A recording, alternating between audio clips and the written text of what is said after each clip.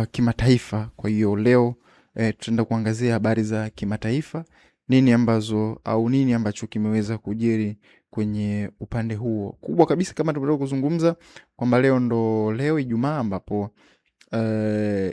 Marekani pamoja na Iran watakutana nchini Uswizi kwa ajili ya kuweza kujadili sasa au kutia saini yale makubaliano ambayo yalikuwa yanaimbwa hii wiki nzima. Na rais wa Marekani mara nyingi alikuwa akinukuliwa kwamba tumefikia makubaliano, basi muda si muda tutaenda kusaini hayo makubaliano. Kwa hiyo tutaenda kuzungumza tuone nini ambacho kitajiri leo. Kwa hiyo tukae tusubiri kama iwapo Irani wataenda kusaini hayo makubaliano, kwa maana kumekuwa na taarifa za ndani kwamba Irani wakisema sisi hatuwezi kwenda kusaini hayo makubaliano au hatujaamua.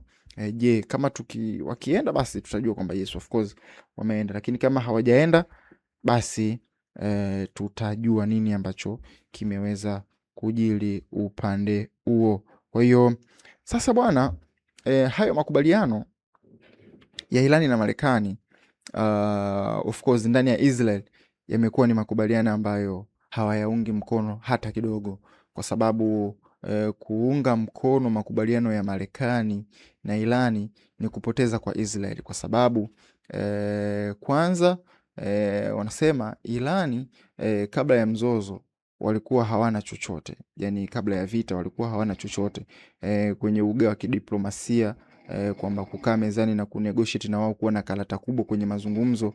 Irani kabla ya vita walikuwa hawana hicho kitu, lakini baada ya mgogoro of course Irani tukaiona imeibuka na kuweza kuwa wakubwa kwenye mazungumzo. Yani imagine wanakaa na Marekani, wanampa offer Marekani au wanataka matoka yao, lakini Marekani anayatekeleza kwamba tutakaa kwenye mazungumzo, tutajili 1 2 3 4 5 6 7 ikiwemo ili tuzungumze lazima muachie mali zetu ambazo zimegandishwa, lakini pia lazima muache makombora ambayo Israel anataka tuyaharibu kama self defense, lakini pia lazima tushikilie mlango Hormuz, lakini pia Marekani au Irani lazima ijitegemee kisiasa ndani, isiingiliwe. Hayo yote Irani anakaa na Marekani na Marekani anayakubali, ni kwa sababu Irani kuna kitu amekionyesha.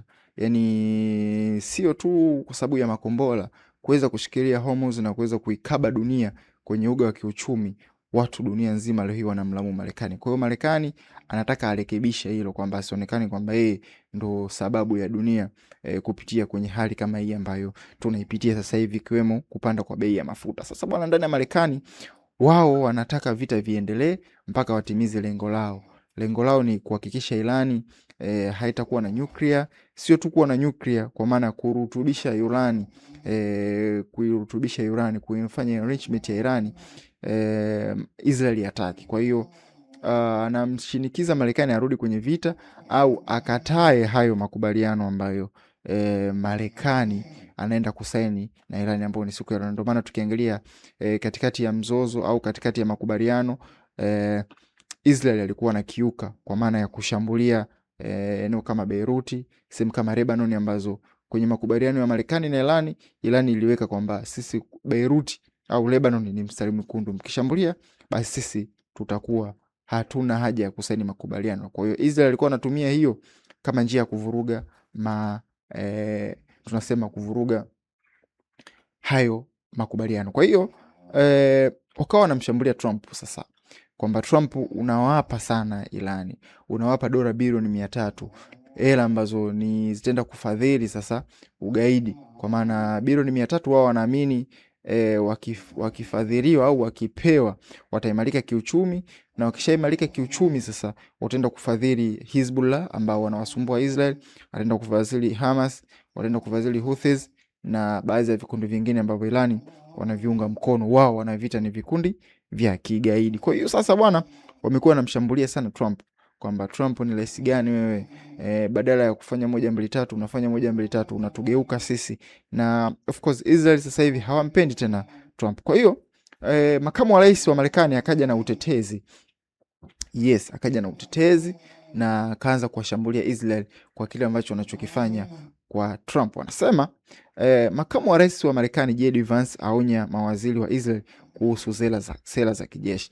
Makamu wa rais wa Marekani JD Vance ametoa onyo kali kwa baadhi ya mawaziri wa serikali ya Benjamin Netanyahu, akiwataja kuacha kumshambulia kisiasa rais wa Marekani na kusitisha mashambulizi yasiyo na mpangilio nchini Lebanon. Vance alisema kuwa Marekani imeendelea kuwa ngao muhimu kwa Israel kupitia msaada mkubwa wa kifedha na kijeshi, akisisitiza kwamba Marekani imechangia kwa kiasi kikubwa katika uwezo wa ulinzi wa taifa hilo. Katika kauli yake, Vance aliwakosoa mawaziri wa mlengo wa kulia akiwemo Bezalel Smotrich, waziri wa fedha huyu, na Itamar Ben-Gvir, huyu waziri wa usalama wa ndani, kwa kupinga juhudi za makubaliano ya amani na Iran. Alisema changamoto za usalama haziwezi kutatuliwa kwa matumizi ya nguvu pekee na kuwataka viongozi hao kuwasilisha mbinu mbadala za kisiasa. Makamu huyu wa rais pia alieleza kuwa mashambulizi ya Israel nchini Lebanon yalisababisha vifo vya raia wasiokuwa na uhusiano na makundi ya wapiganaji yanayohatarisha juhudi za kidiplomasia na mazungumzo ya amani yanayoendelea katika eneo hilo.